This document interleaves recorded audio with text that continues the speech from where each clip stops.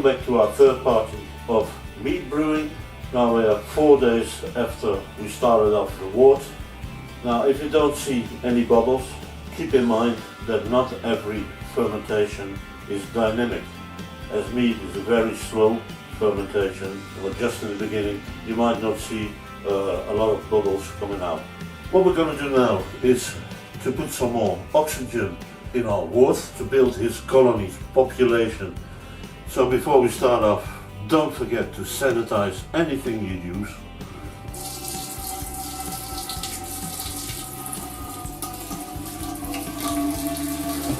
We're going to do this very quickly because we don't want to expose the wort too long on the environment. Now we just pour it in like this from a little bit of height. As soon as you do that, it goes psht. You can see from all the foam that's coming up that your yeast is quite active. And we're going to do this a second time. We're going to close the lid again. The airlock on. We're 2 weeks later in the process of mead making, and we're going to check out how our fermentation is going. Don't rely on the airlock. The airlock doesn't tell you anything about the fermentation.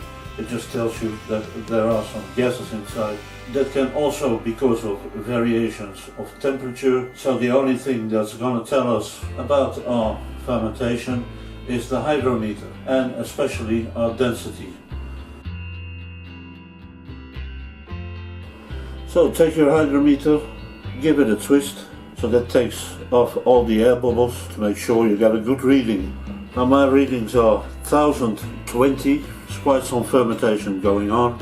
You also see now and then some wood chips floating up. Our wort is still quite active, and we're going to close the fermenting bucket. So don't worry about the bubbles. The only reliable instrument we have to see if our fermentation is going on well is, of course, the hydrometer. So we're 3 weeks on the way, and we're going to rack our bucket into a secondary fermentation bucket. Sanitize everything you need. We're going to put our secondary bucket on a lower level. Before we start, we're going to take another reading with our hydrometer to see at what density we are. Always take a notebook, note every measurement you make. Don't forget to put on your anti-sediment tip. And all you have to do is pull.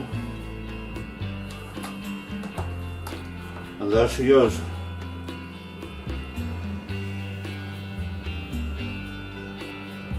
Now you can see all the sediments, the dead yeast. So that's where we're going to stop. So put on your lid. We're going to fill up our airlock. And we're going to put our airlock on.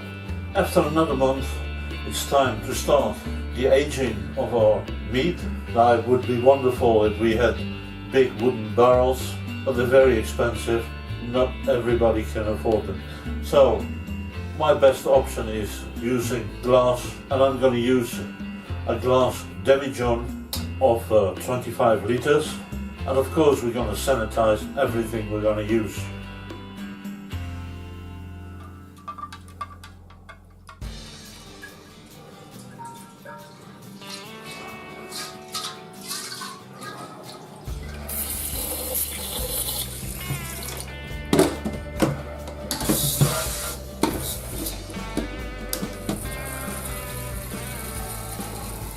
We're going to use a siphon because at this point we don't want oxygen to get in our mead. At this point you can also have a little taste of your mead. If you think it's too dry, you can add some honey to do back sweetening.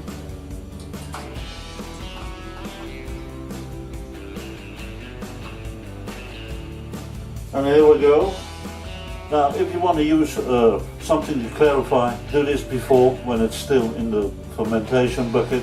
I clarify just by racking every month or so for about 3 or 4 times, and that's going to clarify it as well. But if you don't want to wait, you can use a clarifier.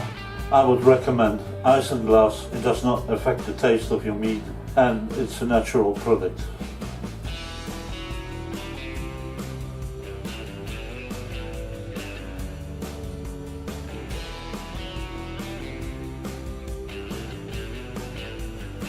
with our airlock. I'm going to put the airlock on. Now, as you can see here, this was the third time that I racked the mead into another bucket, or this time in a demijohn, and every time you get sediments. Racking is actually the most natural way of clarifying your mead. If it restarts bubbling, don't worry, mead can always have a little re-fermentation like what is happening here. It can also be that the mead actually is carbonized because of the fermentation and the oxygen is getting out. So before you start bottling, I would recommend aging for at least 3 months, and also check out once in a while with your hydrometer if everything is really on a quiet level. You can drink a very young mead, but the more you age it, the better it becomes.